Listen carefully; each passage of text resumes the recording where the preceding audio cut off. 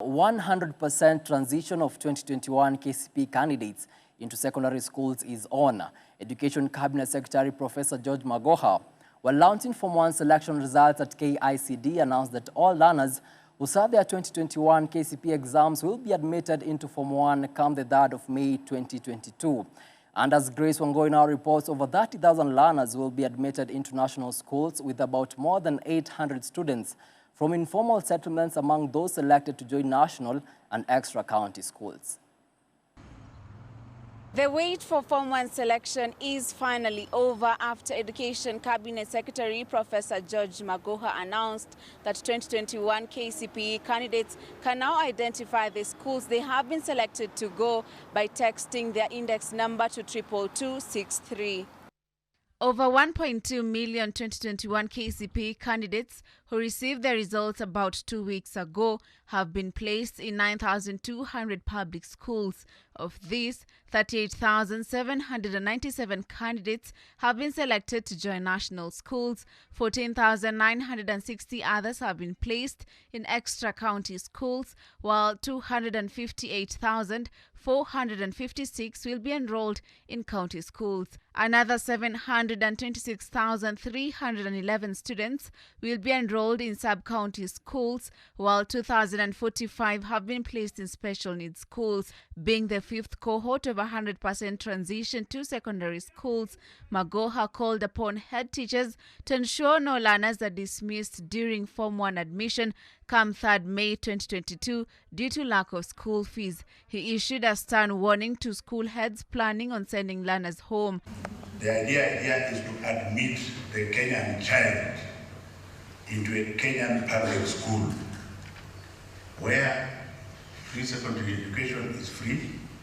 Day secondary education is free in 75% of the schools. And even in boarding, that day secondary school is still free because that money is remitted.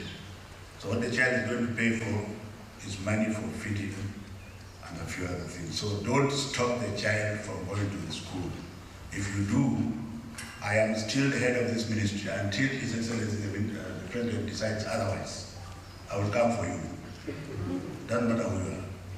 After Form 1 selection is done, most learners living in informal settlements are left to the dilemma of how they're going to raise school fees and other expenses. There is a glimpse of hope, however, after the government vowed to issue 9,000 scholarships to students, out of which 4,000 students are from informal settlements. On bursary funds from the Constituency Development Fund, Magoha argued that it should be issued to learners in boarding schools only. KCDF, I have something to say about KCDF.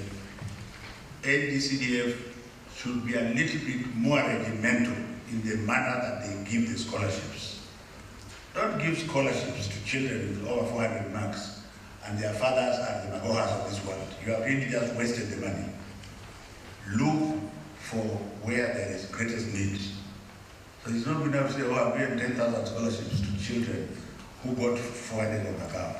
That is not intelligent at all. Can you look for those children who otherwise would not have gone to a boarding school and are moderate in their passing so that you can make sure they go to boarding schools? On the competency-based curriculum classroom projects, so far the construction of the first phase is almost complete. With the deadline inching closer, pressure continues to mount on counties that are yet to clock 100% completion. Can we make a declaration, the KC declaration, that we shall all together complete these classrooms at the very latest within 2 weeks? And if you don't complete, then you should be cited as somebody who is against the children of this country, because it requires you to go out there and get the work done. Can we agree that that can be done? For now, all that is remaining is for parents to prepare their learners to join Form 1 come 3rd May 2022. Reporting for OpTV Newswatch at the Kenya Institute of Curriculum Development in Nairobi, my name is Grace Wangoi.